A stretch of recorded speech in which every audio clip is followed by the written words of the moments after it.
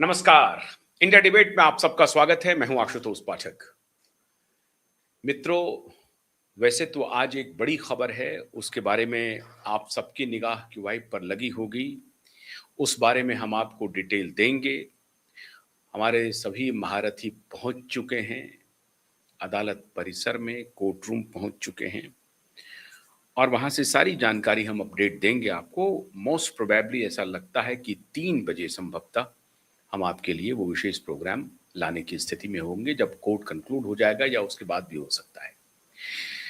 लेकिन अभी जो हम कार्यक्रम आपके सामने पेश कर रहे हैं उसकी शुरुआत करने के पहले एक बार आपसे फिर दोबारा अनुरोध करते हैं, QYB.in अंग्रेजी में, प्रकाश TV.in हिंदी में, और इसे जरूर आप लॉग इन करें अपडेटेड रहने के लिए, खबर देखें।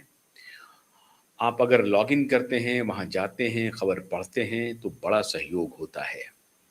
इसके अलावा हमारे जो क्यूवाइब का फेसबुक पेज है, क्यूवाइब का इंस्टाग्राम पेज है, क्यूवाइब का एक्स हैंडल है, उसे अगर आप फॉलो करेंगे तो बहुत मेहरबानी होगी। पेज को लाइक भी कीजिए, वीडियो को फेसबुक पर भी शेयर कीजिए और रीपोस्ट भी कीजिए एक्स प्लेटफॉर्म पे, इंस्टा को भी फॉलो कीजिए।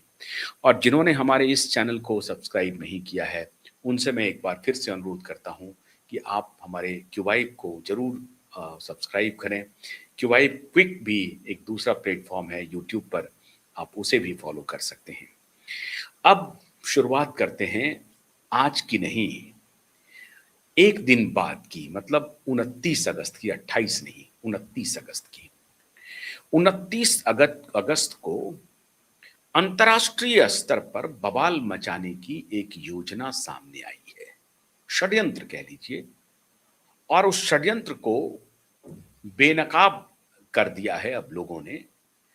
और अब आज के बाद आप से जो छुप छुपा करके लोग चर्चा करते थे, उसकी छुपम छुपाई के खेल को खत्म कर दीजिए।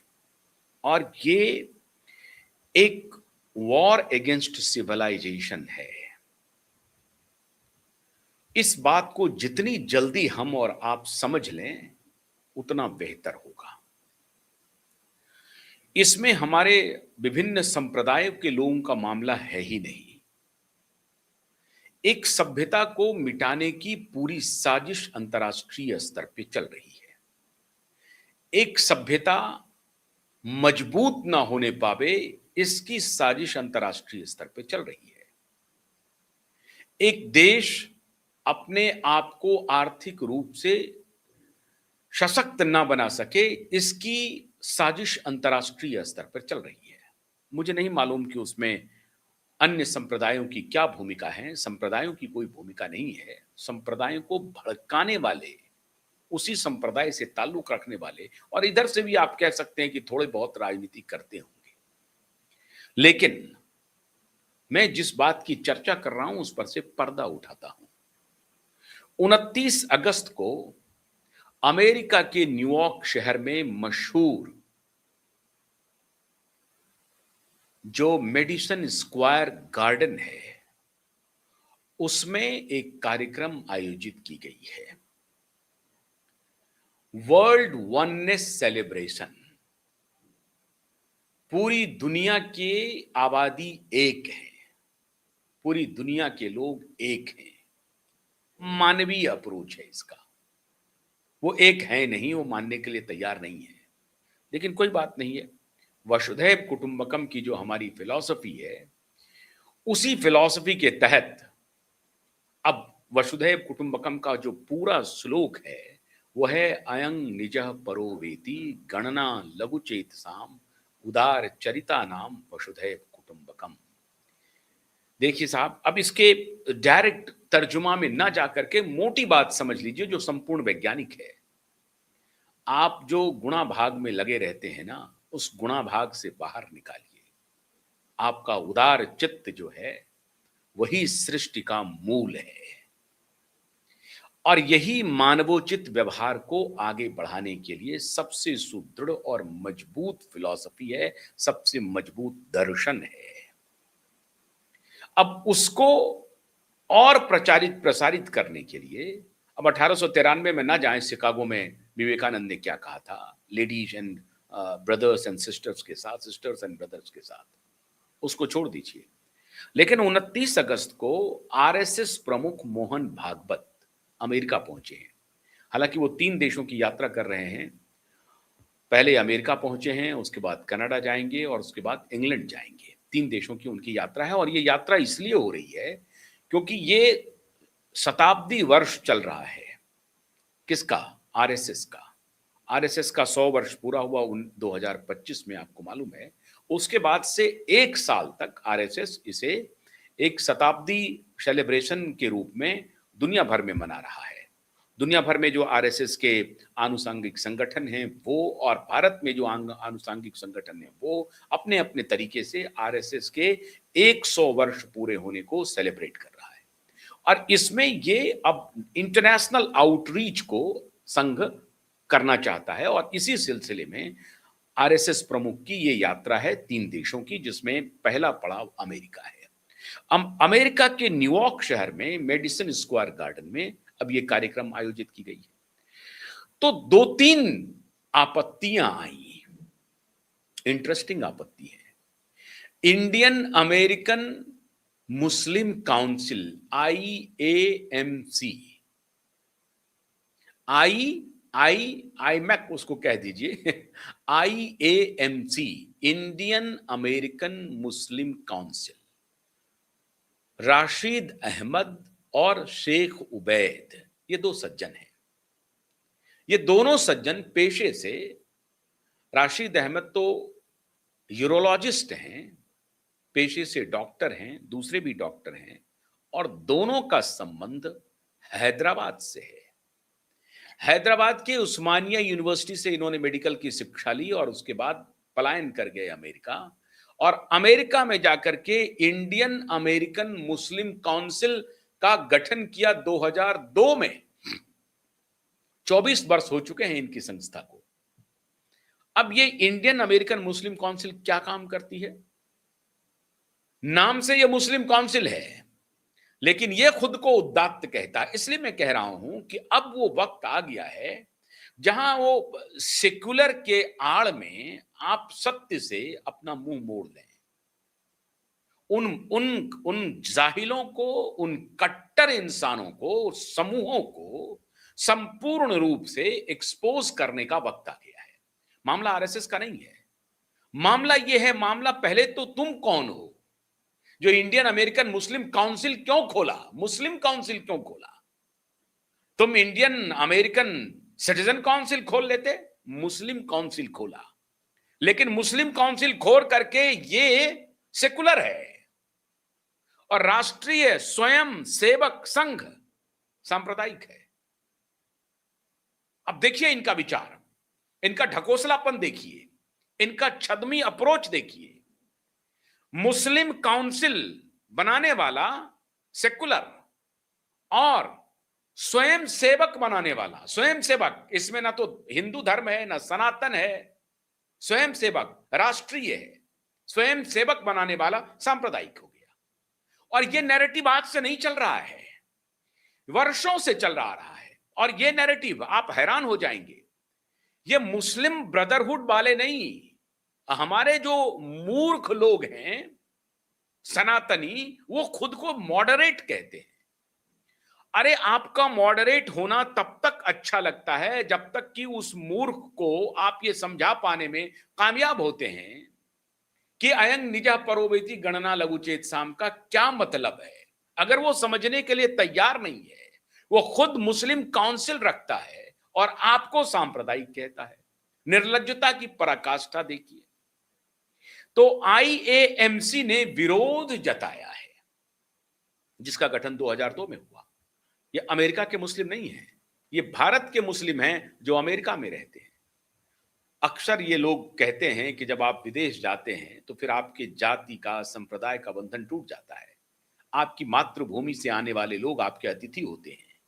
लेकिन कहानी देखिए इनका, इन्होंने तो विरोध किया ही किया, इसके अलावा अमेरिका के मेयर, वो भी भारतीय मूल की माता की का बेटा है, मीरा नायर, बीभत्स गंदा फिल्म बनाने की प्रोड्यूसर, जिसका रिश्ता एप्स्टीन से रहा है, जेफरी एप्स्टीन से। कौन एप्स्टीन? जो छोटे बच्चियों के साथ जिसके अभद्र व्यवहार के किस्से, कैनिबलिज्म के किस्से पूरी दुनिया में प्रचलित हो चुका है, उससे इनकी मां का दोस्ताना रिश्ता है, उस जेफरी एप्स्टीन से। उसका बेटा अभी मेयर है, और इसकी हिमाकत देखिए, इन बेशर्मों की, बेहूदों की हिमाकत देखिए कि ये वो क्या कह रहा है कि आरएसएस जो है वो एक्सक्लूसिविटी में यकीन करता है। वो एक्सक्लूसिव माने वो इंक्लूसिव नहीं, वो एक्सक्लूड करने वाले विचार में यकीन करता है। वो इंक्लूसिव नहीं है। ना तो ये आरएसएस को ठीक से जानता है ये शख्स, लेकिन उस नैरेटिव का शिकार है। इनका छद्म देखिए। और आज मैं पूरी जिम्मेदारी के साथ कह रहा हूं ये बात, जितने भी मुस्लिम भाई बहन हैं वो ध्यान से सुने। जितने भी मुस्लिम भाई बहन हैं उनको ध्यान से सुनना चाहिए। ये बात अब आपके तरफ से आनी पड़ेगी। ये चलेगा नहीं बहुत दिनों तक।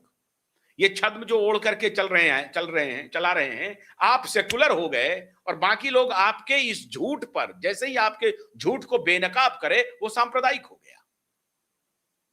ये भारत है जिसमें आप खुली हवा में सांस ले रहे हैं, और खैर मनाइए कि सनातनी हिंदू आपके पड़ोसी हैं, आपके साथी हैं, आपके हमसफर हैं।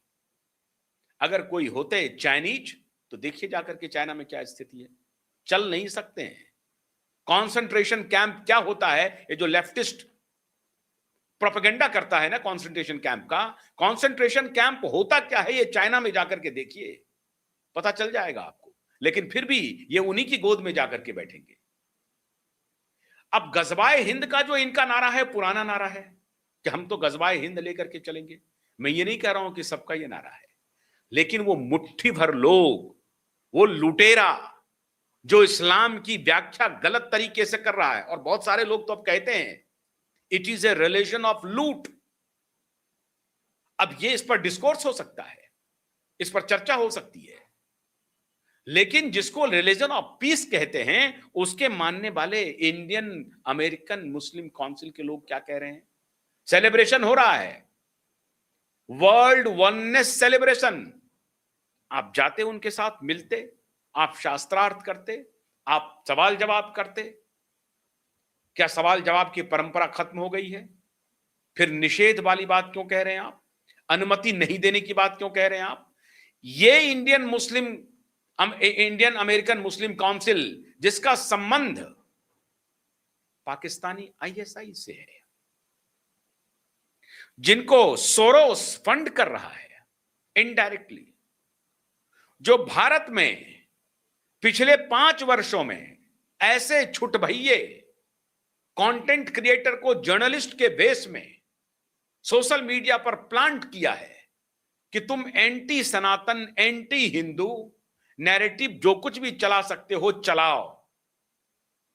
दलितों के खिलाफ कहीं अगर कुछ बात निकल आ जाए तो उसको प्रोपोगेट करो, उसको प्रसारित करो, जातियों में विभाजित करो, हिंदुओं को जातियों में विभाजित करो, वरना तुम्हारा इस्लाम खतरे में हो जाएगा। इनके इंटरनल डिस्कोर्स का यह हिस्सा है कि हिंदुओं को जातियों में विभाजित करो, नहीं तो तुम्हारा इस्लाम खतरे में पड़ेगा। हिंदुओं को विभाजित कर दो, दलितों को दलित कह दो, उसको कह दो कि ये तो बुद्धिस्ट हो गया है, अंबेडकराइट है। ओबीसी को कह दो कि वो तो दूसरे तरह से वो किसी को पूछता है, नहीं पूछता है, वो चारवाक के फिलोसोफर हो गए, वो चारवाक के अनुयायी हो गए। और सवर्ण को कह दो कि ये तो सनातनी है, तो मुट्ठी भर हो जाएंगे। इस तरह से हिंदुओं को डिवाइड करो, और इसके लिए इन्होंने सुपारी दी है भारत के बहुत सारे कंटेंट क्रिएटर को। भारत से बहुत सारी मोहतरमा को विदेश बुलाया गया, स्टैनफोर्ड जैसे विश्वविद्यालय में बुलाया गया, करोड़ों रुपए 8, 9, 10 महीने के लिए करोड़ों रुपए का उनको अनुदान दिया गया। शोध, ऐसा नहीं कि कोई उदात्त वो आइंस्टीन हो रहे थे, वो यूनिवर्स के बारे में कोई शोध कर रहे थे, मानव के व्यवहार और आचरण पर कोई शोध कर रहे थे ना। उनको यही दिया गया था कि तुम मुसलमानों को भड़काने का काम कैसे करोगे और हिंदुओं को जातियों में विभाजित कैसे करोगे, हिंदुओं को कमजोर कैसे करोगे, सनातन को कमजोर कैसे करोगे। सनातन धर्मावलंबियों पर मौक करना तुम्हारा काम है, उसकी हंसी उड़ाना तुम्हारा काम है, मंदिरों का विवाद खड़ा करना काम है, दलितों को भड़काना तुम्हारा काम है। ये इंडियन अमेरिकन मुस्लिम काउंसिल वो 2002 नहीं 2020 के बाद इन्होंने गति बढ़ा दी। और आज अमेरिका में न्यूयॉर्क शहर के मेयर ममदानी कह रहा है, मीरा नायर का बेटा, जिस मीरा नायर का संबंध एप्स्टीन से है, उसका बेटा और जिसका संबंध बिल गेट्स के साथ है, वो कह रहा है कि ये आरएसएस जो है वो एक्सक्लूसिव विचारधारा में यकीन करता है, इसलिए आरएसएस के इस कार्यक्रम को हम अनुमति नहीं देते। हालांकि मेयर का जो ऑफिस है, दफ्तर है, उसने अनुमति दे दी, लेकिन इन्होंने कहा कि मैंने विरोध किया है। ये वही ममदानी है जो उमर खालिद के समर्थन के लिए खत लिखा था अमेरिका से कि मुझे बहुत पीड़ा हो रही है, मैं बहुत रो रहा हूं जार जार।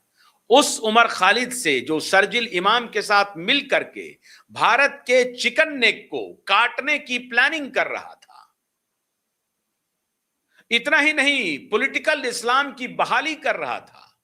इतना ही नहीं, वो शर्जिल इमाम ये कह रहा था कि भारत का विभाजन गलत हो गया, हम तो ब्रिटेन के संसद पर कब्जा करते, असली उमा तैयार करते।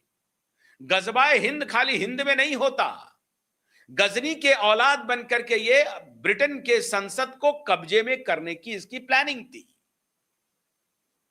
भारत में सनातनियों को लेकर के कोई प्लानिंग नहीं थी, हिंदुओं को लेकर के कोई प्लानिंग नहीं थी। ये शर्जिल इमाम जो खुद को आईआईटी से पास आउट है और एक विश्वविद्यालय जो फैक्ट्री है, नफरत फैलाने की फैक्ट्री है वो विश्वविद्यालय, और वो दूसरों को कह रहा है कि दूसरे नफरत फैला रहे हैं। उसी फैक्ट्री से निकला हुआ ये शख्स कह रहा है कि हम चिकन नेक में काट देंगे, वहां इतना मवाद ला देंगे, अगर 5 लाख लोग चिकन नेक के इलाके में वो 22 किलोमीटर के रेंज में उतर जाएं तो भारत को हम नॉर्थ ईस्ट से काट देंगे। पब्लिकली भाषण में बोल रहा है वो, लेकिन उस विश्वविद्यालय के सुधी छात्रों को, सुधी अध्यापकों को उनकी ये वाणी सुनाई नहीं पड़ती, उनका कान चौक हो जाता है। फिर वो कुछ और दर्शन निकालने लगते हैं, कोई तर्क बच नहीं रहा है। अरे भाई, कोई कहीं दूर में नहीं बोला है, यही बोला है, यही शाहीन बाग में बोला है, कैमरे पर बोला है। कोई मॉर्फ वीडियो नहीं है, कोई फैब्रिकेटेड ऑडियो नहीं है। दुनिया के किसी भी फॉरेंसिक लैब में उस ऑडियो को जांच करवा लो, और वो स्वीकार कर रहा है, वो कह रहा है कि हाँ मैंने ये कहा है कि हम मवाद भर देंगे चिकन नेक पे। उस शर्जिल इमाम और उस उमर खालिद को समर्थन करता है ये ममदानी मीरा नायर का बेटा, चरित्रहीन। और ये आरएसएस को कहता है कि आरएसएस के कार्यक्रम को हालांकि हमारे ऑफिस ने अनुमति दे दी है, लेकिन मैं इसका विरोध करता हूं। अब देखिए, ये इसके विरोध के साथ साथ आईएएमसी के साथ मिलकर के एक सुनीता विश्वनाथन है। वो सुनीता विश्वनाथन जो है, उन्होंने भी खत लिखा है कि आरएसएस के कार्यक्रम का विरोध होना चाहिए। वो सुनीता विश्वनाथन कौन है? वो सुनीता विश्वनाथन राहुल गांधी के विदेश में कार्यक्रम के लगभग हर कार्यक्रम में सुनीता विश्वनाथन मौजूद रही है। तो ये जो विश्वमन हो रहा है, और उसके बाद आप कहेंगे कि वो सांप्रदायिक है। ये सांप्रदायिक शब्द घोर सांप्रदायिक समूह और व्यक्तियों ने मिलकर के इस शब्द को दूसरे पर डाला। और इसका उदाहरण मैं आपको देता हूं। जब आप कोविड आया था तो ये बेशर्मी, ये बिल गेट्स का गैंग माफिया, इन्होंने फैक्ट चेक, मिस इंफॉर्मेशन, इन दोनों शब्दों को उसी तरीके से प्लांट किया जैसे ये ऑर्थोडॉक्स मुस्लिम इस्लामिस्ट, ऑर्थोडॉक्स कट्टरपंथी सांप्रदायिक शब्द को दूसरे पर थोप दिया है। ये सांप्रदायिक खुद, लेकिन ये सांप्रदायिक शब्द दूसरों पर थोप दिया। उसी तरीके से इन माफियाओं ने क्या किया कि फैक्ट चेक और मिस इंफॉर्मेशन, कि कोई अगर दूसरा ऑल्टरनेट वैज्ञानिक बात कहेगा तो उसको मिस इंफॉर्मेशन की श्रेणी में ला दो, और इधर से पहले से बोलने लगे this is miss information. These are misinformations spread by fringe element, fringe scientist. अब जब मिस इन्फॉर्मेशन शब्द कोई हम बोलना शुरू कर दें कि मिस इन्फॉर्मेशन है, तो आपकी एक स्वाभाविक मेरे ऊपर विश्वास हो जाएगा कि हाँ, ये दूसरे के बारे में कह रहे हैं मिस इन्फॉर्मेशन। इस तरह का माइंड गेम खेल रहे हैं ये लोग, इस तरह के मनोवैज्ञानिक खेल से ये लोग गुजरते हैं। तो क्या होता है, offence is the best defence. जो शांति प्रिय लोग हैं उसे बुत परस्त कह दो, उसको दकियानूस कह दो, उसको रूढ़िवादी कह दो, उसको जातिवादी कह दो, उसको सांप्रदायिक कह दो। शांति प्रिय है क्योंकि वो तुम्हारे ऊपर कोई टिप्पणी नहीं कर रहा है। और जिस दिन तुम्हारे ऊपर डंडे पड़ने लगेंगे, मैं दावे के साथ कहता हूं, जिस दिन डंडे पड़ने लगेंगे इन विचार वालों को, उस दिन से ये बोलना बंद कर देगा। क्योंकि विनय न मानत जलधि जड़, गए 3 दिन बीत, बोले राम सकोप तब, बिन भय होए न प्रीत।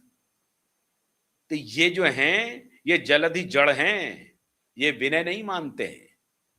तो इनकी छाती पर मोहन भागवत चढ़ गए। अब बोले तुम अपनी पूरी ताकत लगा लो, हम करके दिखाएंगे। इनका कुप्रचार एक तरफ चलेगा, आरएसएस से आपकी बहुत बातों पर आपत्ति हो सकती है, मतभेद हो सकता है, वो हमारे देश की परंपरा है, बल्कि दुनिया की परंपरा है। डेमोक्रेटिक वैल्यू के जहां जहां देश है वहां वैचारिक मतभेद होना कोई बड़ी बात नहीं है। लेकिन मतभेद को दुश्मनी में परिवर्तित करने वाले लोग, आज वो जो कभी वाजपेयी से पूछते थे कि ये जो सरस्वती शिशु मंदिर है और हमारा जो देवबंद स्कूल है, तो वाजपेयी ने कहा कि आप गलत फहमी में हैं, देवबंद स्कूल को सरस्वती शिशु मंदिर से तुलना मत कीजिए। और उन्होंने कहा था कि अगर भारत सेकुलर है तो एक पैगंबर मानने वाले लोगों से नहीं है, एक पुस्तक से जुड़े रहने वाले लोगों से नहीं है। ये सेकुलर इसलिए है क्योंकि यहां पर विभिन्न मतों के लोग एक ही धर्म में, एक ही आस्था में विभिन्न विचारों के लोग रह रहे हैं। कोई सनातन को मानता है, कोई मंदिर जाता है, नहीं जाता है। मंदिर भी जाता है तो विभिन्न देवताओं की पूजा करता है, माने मंदिर जाए तो सनातनी, ना जाए तो सनातनी। इसलिए भारत सेकुलर है। और ये जो सेकुलर का थ्रेड है, ये हमारी आत्मा का हिस्सा है, हमारी मिट्टी का हिस्सा है, हमारी हवा का हिस्सा है। तुम्हारी वजह से हम सेकुलर नहीं हैं। और आज फिर वो 20-22 साल के बाद फिर वो कहानी गढ़ रहा है। तो जड़ कौन है? जड़ ये है, वो अख्तर आज फिर वही विश्वमन कर रहा है, वही विश्वमन कर रहा है। क्यों? क्योंकि उसमें जड़ता है। वो एक ही पैगंबर से जोड़ लिया है, एक ही किताब से खुद को जोड़े हुए है। और अब समय आ गया है भारत में ये स्पष्ट डिस्कोर्स हो ही जाए और खूब तनकर हो जाए, वरना ये माफिया, ये झूठे, ये मक्कार, ये आपकी सदाशयता को, आपकी विनम्रता को, आपकी उदारता को कमजोरी मानेंगे, कमजोरी मानेंगे। ये अब वक्त आ गया है कि आप उदार रहें, लेकिन शक्ति के साथ उदार रहें। ऐसे लोगों के खिलाफ शक्ति से पेश आना अत्यावश्यक हो गया है। तो ममदानी के सिपह सालार भारत की धरती पर भी बहुत है, और इंडियन अमेरिकन मुस्लिम काउंसिल के स्टूज भारत की धरती पर उनकी फिलॉसफी को आगे बढ़ा रहे हैं। उनको ढूंढ ढूंढ कर निकाला जाए और उनके खिलाफ सख्त से सख्त कानूनी कार्रवाई की जाए, इसके ढोंग को एक्सपोज किया जाए। Whosoever protecting these philosophies, they should be behind the bar. अब भारत को सॉफ्ट स्टेट के रूप में नहीं चलना है, क्योंकि इन्होंने अति कर दी। अब विनम्रता से काम चलेगा नहीं, विनय से काम नहीं चलेगा, क्योंकि ये उदारता को मानने के लिए तैयार नहीं है। ये भाईचारा का पाठ हमें ही पढ़ा रहे हैं, जो खुद भाईचारा से कोसों दूर है। इक्के दुक्के हो गए तो उनको सामने ला करके रख देंगे कि नहीं, ये तो देखिए कितने भाईचारा में है। भाईचारा का पाठ आपसे पढ़ने की जरूरत नहीं है, पहले उनको दुरुस्त करवाइए। वो खानम को करिए, अख्तर को कीजिए, ममदानी को कीजिए, वो राशिद अहमद को कीजिए, शेख उबैद को कीजिए, ये कट्टरपंथी, ये डॉक्टर हैं, ये कट्टरपंथियों को कीजिए, जाकिर नायक को कीजिए, और यहां जो उनको उबैद जी कहने वाले हैं, ओसामा जी कहने वाले हैं, उनको भी ढूंढिए। अब वक्त आ गया है, स्ट्रेट फॉरवर्ड डायलॉग करने की आवश्यकता हो गई है। अब नो न दैन्यम न पलायनम। भागिए मत, पीछे मत होतिए, सामने से अब इन्हें कहिए कि तुम जो गलत कर रहे हो, तुम्हें अब इस गलती का खामियाजा भुगतना पड़ेगा, नहीं तो तुम आचरण में परिवर्तन करो और हमारी उदारता का सम्मान करो और तुम भी उदार बनो, तभी ये देश चलेगा। नहीं तो आरएसएस तो अभी मेडिसन स्क्वायर गार्डन पहुंचा है और भी कहीं पहुंचेगा, चिंता मत करो। तो ममधानी की छाती पर मोहन भागवत बैठ गए हैं, अच्छी बात है। बहुत बहुत शुक्रिया, नमस्कार।